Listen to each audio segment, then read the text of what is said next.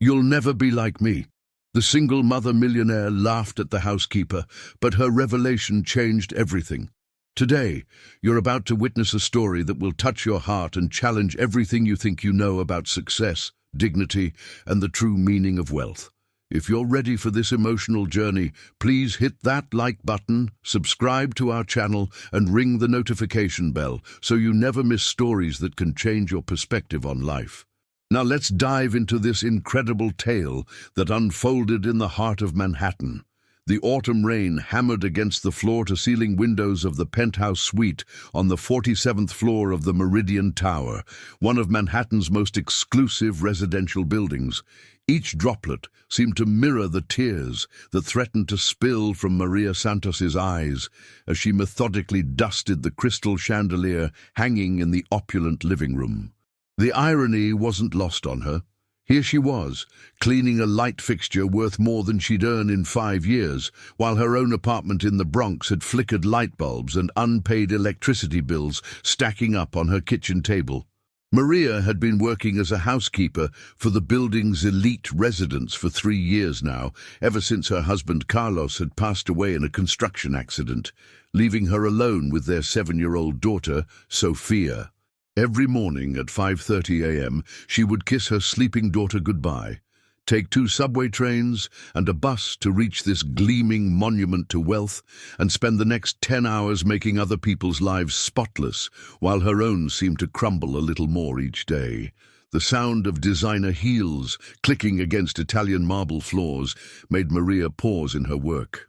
She didn't need to turn around to know who had entered the apartment. Victoria Sterling, the building's most notorious resident, had a particular way of walking that announced her presence like a royal trumpet.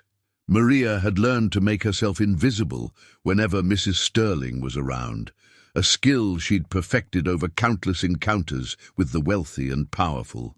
Victoria Sterling was everything Maria wasn't. Tall, blonde, draped in clothes that cost more than most people's monthly rent, and perpetually surrounded by an aura of superiority that seemed to emanate from her perfectly manicured fingertips. At 35, she had built a tech empire from the ground up after her divorce from a Wall Street executive, parlaying a modest settlement into a multi-million-dollar business that dominated the social media marketing space. She was a single mother too, but that's where the similarities between the two women ended. "Maria," Victoria's voice carried across the room with the tone of someone accustomed to being obeyed without question. "I need you to be extra careful with the baccarat crystal today. I'm hosting a dinner party for some potential investors tomorrow night, and everything needs to be absolutely perfect." Maria nodded without making eye contact, continuing her careful work on the chandelier.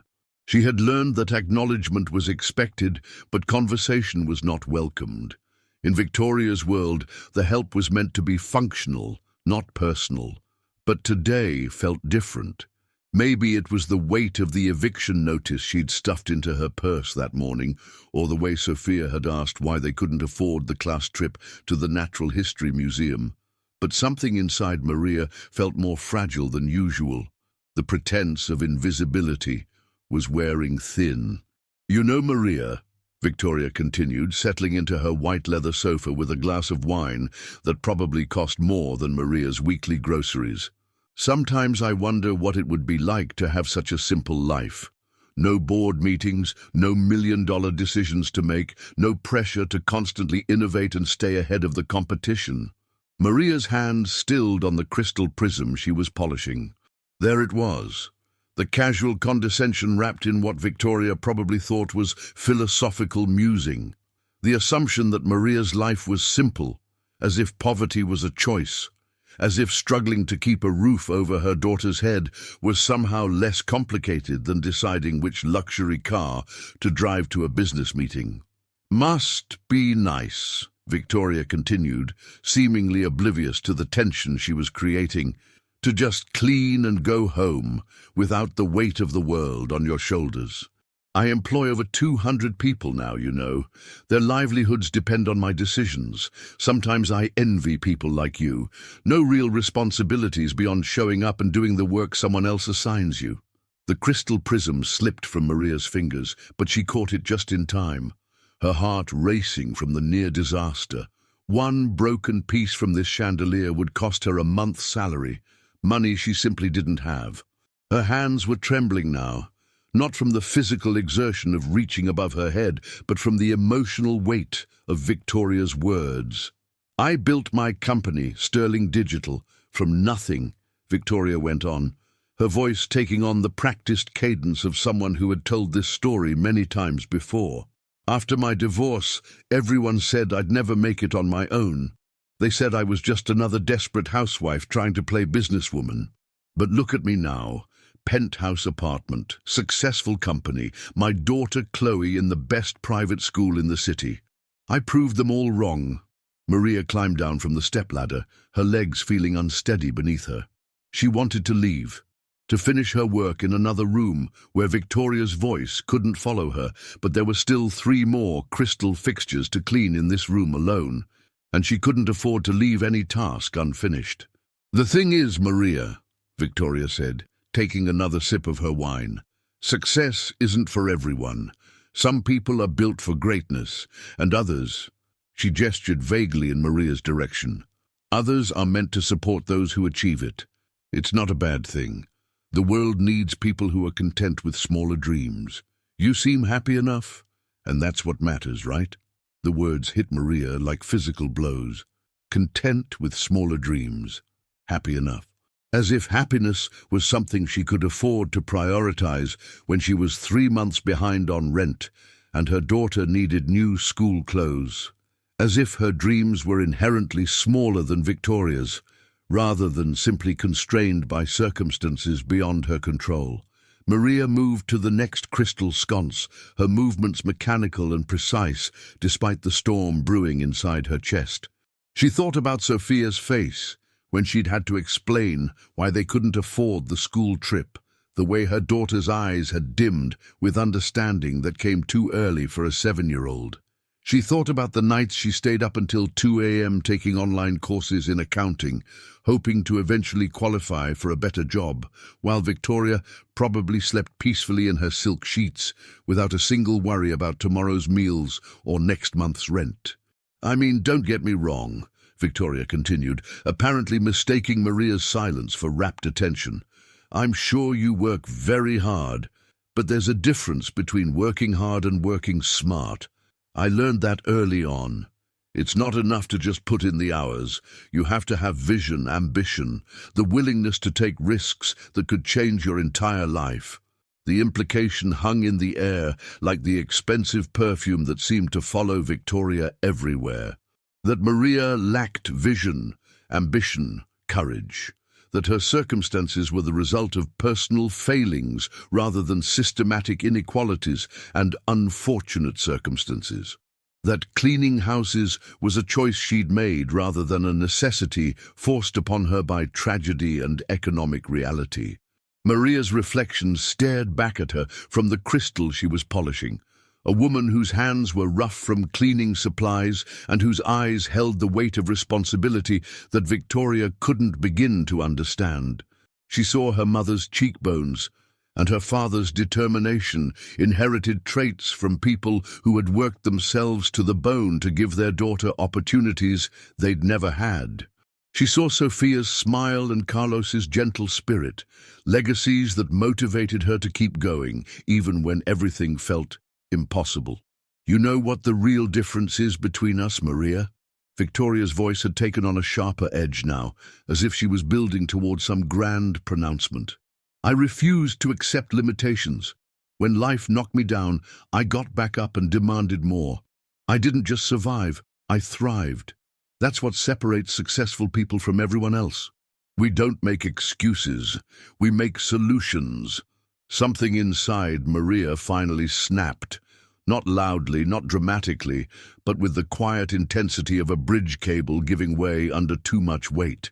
She continued cleaning the crystal, but her mind was racing through every assumption Victoria had made, every casual cruelty disguised as motivation, every moment of condescension dressed up as wisdom. "Some people," Victoria continued, warming to her theme, are just comfortable with mediocrity. And that's fine, I suppose. The world needs housekeepers and janitors and all those other support roles. But people like me, we're different. We see opportunities where others see obstacles. We have the courage to bet on ourselves when everyone else is playing it safe. The rain outside seemed to intensify, creating a symphony of water against glass that matched the rhythm of Maria's increasingly rapid heartbeat. She thought about courage. The courage it took to get up every morning knowing that no matter how hard she worked, it might not be enough. The courage it took to smile at Sophia every evening and pretend that everything would be okay. The courage it took to stand in this room, surrounded by wealth she'd never possess, and maintain her dignity while being systematically diminished. I remember when I was starting my company, Victoria went on, apparently oblivious to Maria's emotional state. People would tell me to be realistic, to accept my place, to be grateful for what I had. But I knew I was destined for more. I could feel it in my bones. Some people have that fire inside them, and others— She paused dramatically. Others are just meant to tend to other people's fires. Maria carefully placed the crystal piece she'd been holding back in its position and turned to face Victoria for the first time since the conversation had begun. The movement was slow, deliberate, like someone preparing to cross a bridge they could never uncross. Victoria looked up from her wineglass, seemingly surprised by the direct attention, her perfectly sculpted eyebrows raising slightly in curiosity. "Mrs. Sterling," Maria said quietly, her voice steady despite the earthquake happening inside her chest. "May I ask you something?" Victoria blinked, clearly unused to being addressed so directly by someone she considered hired help. "I suppose," she replied, her tone cautious. "When you built your company," Maria continued, her accent adding a musical quality to her careful English, "did you do it while working 3 jobs to pay rent? Did you study business principles on subway rides between cleaning offices at night and serving breakfast at a diner in the morning? Did you write your business plan in the margins of coloring books while your daughter slept next to you because you couldn't afford childcare?" Victoria's expression shifted, confusion replacing her previous confidence. "I don't understand what you're getting at." Maria took a step closer, her posture straightening with each word she spoke. "When you were building your empire, did you ever have to choose between buying your daughter new shoes and paying the electric bill? Did you ever stand in a grocery store, adding up prices in your head because you had exactly $43.27 to feed your family for the week? Maria, I'm not sure why you're— Did you ever lie awake at night wondering if the cough your child had was serious enough to justify a doctor's visit you couldn't afford?" Maria's voice was growing stronger, more assured. "Did you ever walk 2 miles to work because you didn't have bus fare, then smile and pretend everything was fine because your boss needed to believe you were reliable?" Victoria set down her wineglass, her manicured fingers fidgeting with the stem. "I think you're overstepping. Did you ever have people look right through you as if you didn't exist?" Maria interrupted, her eyes blazing now with an intensity that seemed to illuminate the entire room. "Did you ever have someone assume that your dreams were smaller, your intelligence limited, your worth determined by the uniform you wore to pay your bills?" The silence that followed was deafening, broken only by the rain's relentless percussion against the windows. Victoria's mouth opened and closed several times, but no words came out. For perhaps the first time in years, she found herself genuinely speechless.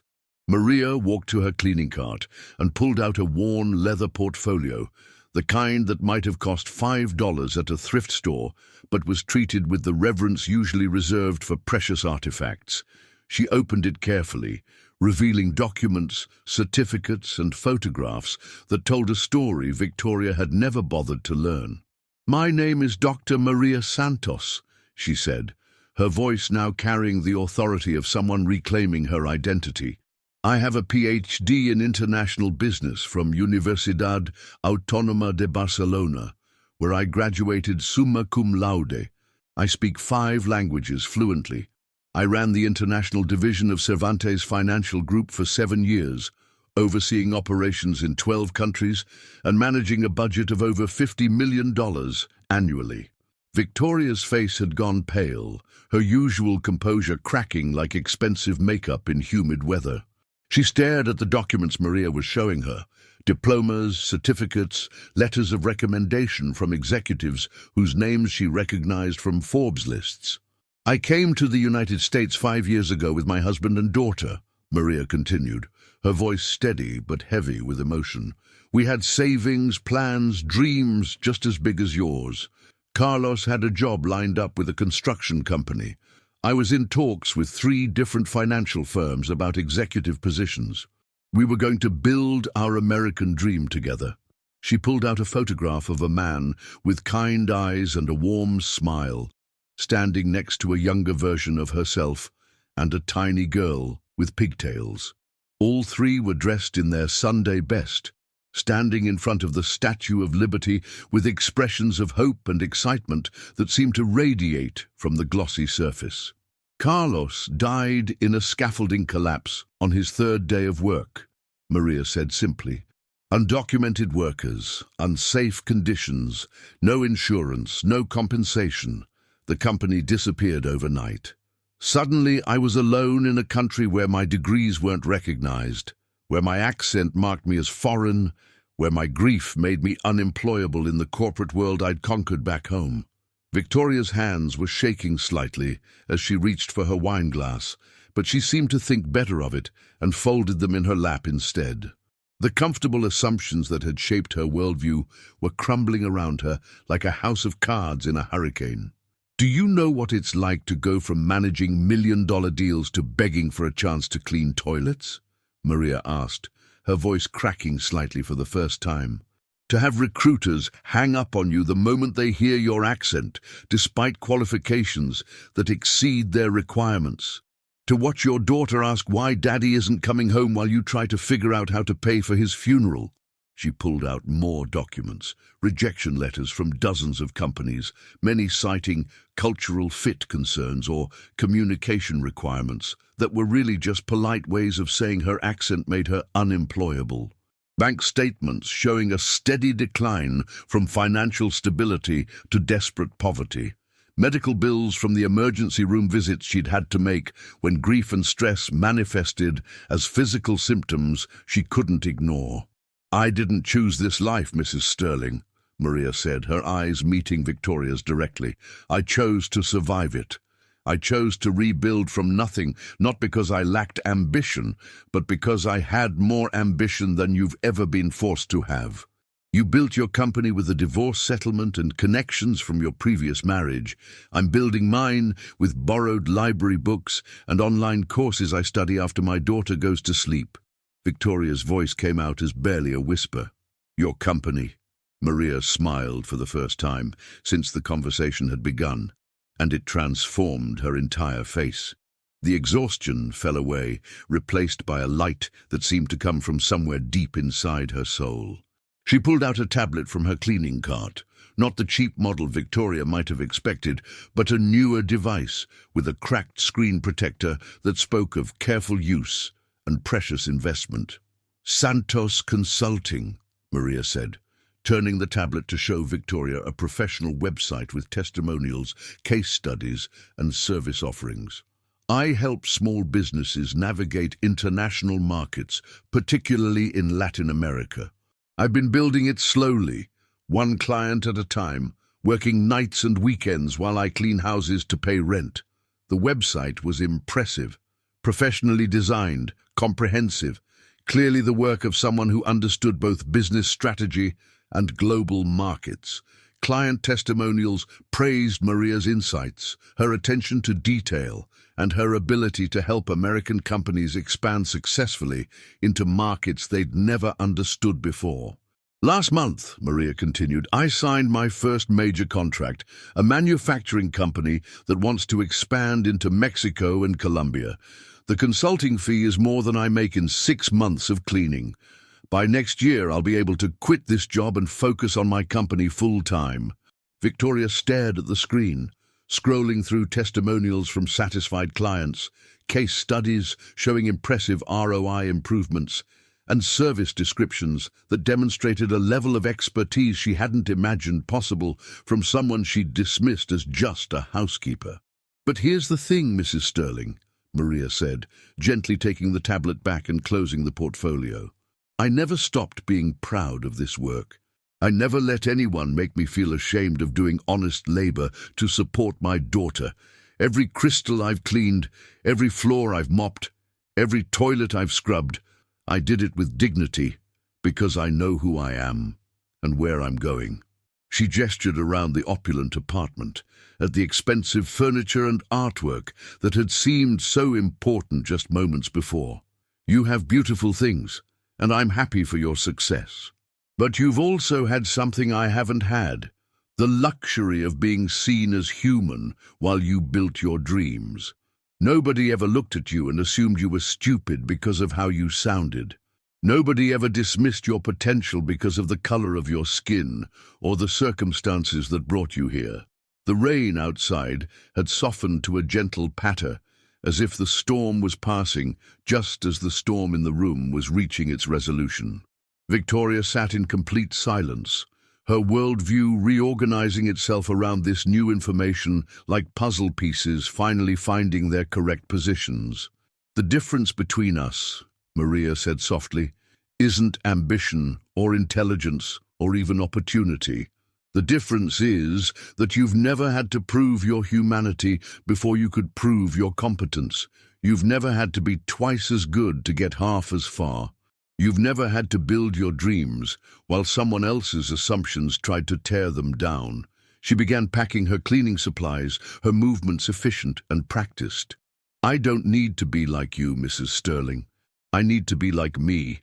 Someone who rebuilds after loss, who finds strength in struggle, who teaches her daughter that dignity isn't determined by bank account balances, but by how we treat ourselves and others, especially when life gets hard." Victoria finally found her voice, though it was much smaller than the confident tone she'd started with. "Maria, I had no idea. I'm sorry. I shouldn't have assumed." Maria paused in her packing and looked at Victoria with something that might have been compassion. "Mrs. Sterling, you're not a bad person. You're just a person who's never had to see the world from my perspective. But now that you know, what you do with that knowledge is up to you."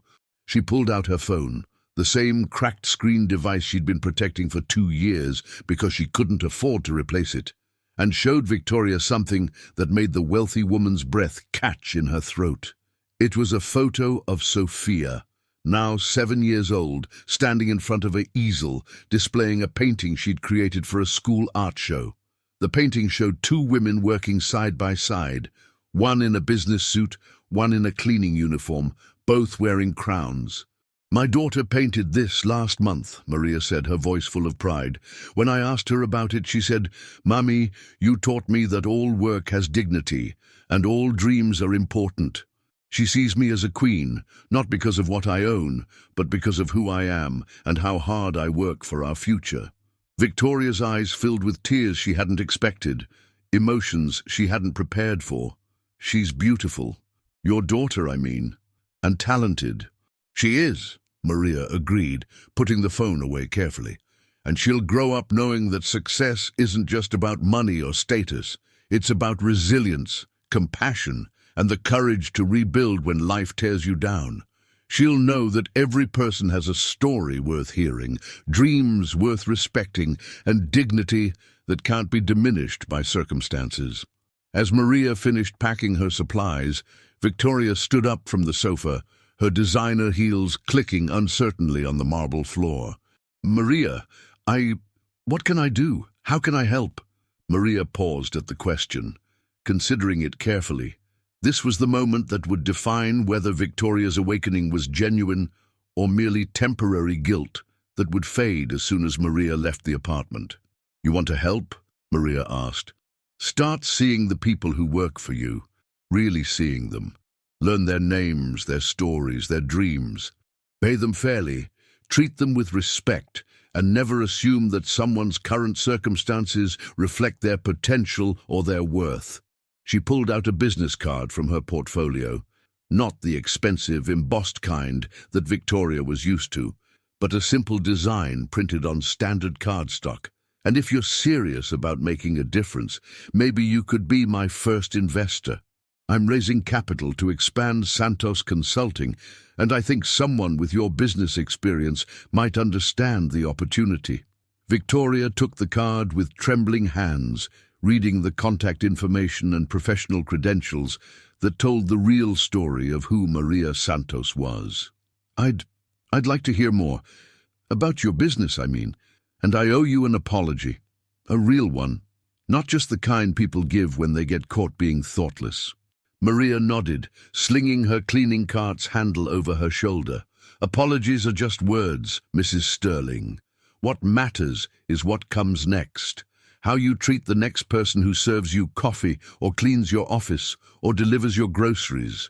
Whether you choose to see them as human beings with their own stories and struggles and dreams." As she headed toward the door, Maria turned back one final time. "You asked what it would be like to have a simple life. The truth is, there's nothing simple about poverty, Mrs. Sterling. There's nothing easy about rebuilding from scratch or raising a child alone or maintaining hope when everything seems hopeless. What you call simple is actually incredibly complex. It just looks easy from the outside because you've never had to live it." Victoria stood in the doorway of her penthouse apartment, watching as Maria waited for the elevator that would take her back to her other life, the one where she was Dr. Santos, entrepreneur, single mother, survivor, and so much more than the woman in the uniform had ever been allowed to reveal. "Maria," Victoria called out as the elevator doors began to open. Will you call me about the investment opportunity? I'd like to learn more about your business, and maybe I'd like to learn more about how to be a better person." Maria smiled, and this time it reached her eyes. "I'll send you my business proposal next week. And Mrs. Sterling, your daughter Chloe. She's lucky to have a mother who's willing to grow and change. That's a gift that will serve her well in life." The elevator doors closed, and Victoria found herself alone in her beautiful, expensive, suddenly empty-feeling apartment. She walked back to the living room, where her wine sat untouched, and the crystal chandelier sparkled with a cleanliness that had cost more than she'd ever realized.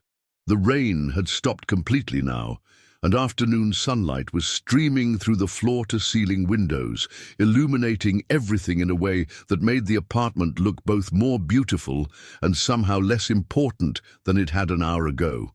She picked up her phone and opened her contacts, scrolling to a number she rarely called, Chloe's private school. It was time to have a conversation with her daughter about respect, dignity, and the stories that every person carries with them. It was time to make sure that Chloe grew up understanding something Victoria had somehow missed along the way to success. Meanwhile, Maria rode the subway back to the Bronx, her cleaning uniform unchanged, but something fundamental inside her transformed by the afternoon's events. She thought about Victoria's reaction, about the possibility of finally having an investor who understood the value of her business, about the slow but steady progress she was making toward the life she was determined to build. When she arrived at her small apartment, Sophia was waiting at the kitchen table, working on homework with the focused intensity she'd inherited from both her parents. The girl looked up when her mother walked in, her face lighting up with the kind of pure joy that made every struggle worthwhile. "Mommy!" Sophia exclaimed, jumping up to hug her mother. "How was work today?" Maria held her daughter close, breathing in the scent of the discount shampoo they used and feeling richer than she had in any of Manhattan's penthouses. "It was interesting, Mija. Very interesting. I think maybe things are about to change for us." "Good change?" Sophia asked, looking up at her mother with eyes that held both hope and the premature wisdom that comes from having lived through loss and uncertainty. "I think so," Maria said, kissing the top of her daughter's head. "But even if not, we'll be okay. We always are, right?" Because we have each other, Sophia recited, finishing the phrase they'd repeated countless times during their hardest moments. Because we have each other, Maria agreed. And because we know who we are, no matter what anyone else might think. That evening, as Sophia slept in the bed they shared in their studio apartment, Maria sat at their tiny kitchen table working on her laptop. The refurbished model she'd bought with her first consulting payment. She was updating her business plan, incorporating the lessons from the day and preparing for the possibility that Victoria Sterling might actually follow through on her interest in investing. But more than that, she was reflecting on the conversation that had changed both women's understanding of success, dignity, and the complex stories that every person carries. She thought about Victoria's shock at learning her true qualifications and about how many other people had made similar assumptions based on her accent, her appearance, her circumstances. She thought about the countless other immigrants, working multiple jobs, pursuing dreams that seemed impossible from the outside, but felt necessary from the inside. She thought about the other housekeepers, nannies and service workers who were dismissed as simple by people who had never had to navigate the complexity of rebuilding a life from scratch in a foreign country. And she thought about Sophia, sleeping peacefully despite the uncertainty that had defined so much of her young life, trusting completely in her mother's ability to create a better tomorrow. That trust was worth more than any penthouse apartment, any designer wardrobe, any business empire built on the assumption that some people were simply meant for smaller dreams. 2 weeks later, Victoria Sterling sat in a conference room at Santos Consulting, not the home office Maria had been running from her kitchen table, but a small but professional space Maria had rented in a business centre in Queens, after Victoria's investment allowed her to expand more quickly than she'd ever imagined possible. The walls were decorated with certificates and awards Maria had earned in her previous career, photographs from her international business experience, and a child's painting showing 2 crowned women working side by side. "Your expansion plan is brilliant," Victoria said, reviewing the detailed proposal Maria had presented. "The market analysis alone shows a level of expertise that most consulting firms lack. I can see why your clients have been so successful." Maria smiled, dressed now in a professional blazer instead of a cleaning uniform, but carrying herself with the same dignity she'd maintained through every interaction. "Thank you. I've learned that success isn't just about having good ideas. It's about understanding the people and cultures you're trying to reach. My background gives me insights that can't be learned from textbooks. I want to invest," Victoria said without hesitation. "Not just because it's a good business opportunity, though it clearly is, but because I want to be part of something that changes how people think about potential and assumptions and the stories we tell ourselves about success." They shook hands across the conference table, 2 women who had started as employer and employee, but were now partners in something that felt much more significant than a simple business transaction. Victoria had become one of Maria's most valuable clients, introducing her to other executives who needed exactly the kind of international expertise Maria provided. But more than that, Victoria had become someone who saw people differently, who learned the names of everyone who worked in her building, who asked about their families and dreams, who understood that service work was skilled work, deserving of respect and fair compensation. She'd started a scholarship fund for the children of service workers and had become an advocate for immigration reform that would allow qualified professionals like Maria to have their credentials recognized more easily. "There's something I want to show you," Maria said, pulling out her phone. She scrolled to a video of Sophia giving a presentation at school about women who inspire me. In the video, the 8-year-old spoke confidently about her mother's journey from corporate executive to immigrant, struggling to survive to successful entrepreneur. "She talks about you too.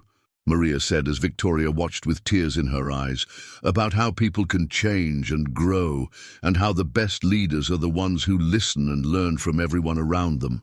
Victoria wiped her eyes, laughing softly. I never expected to be anyone's role model for personal growth, especially not after how terribly I behaved that day. That day wasn't terrible, Maria corrected gently. That day was necessary. It was the day we both learned something important about assumptions, dignity, and the stories we carry. It was the day we discovered that success isn't about being better than someone else. It's about being better than we used to be. 6 months later, Santos Consulting had grown to include 3 employees and clients across multiple industries.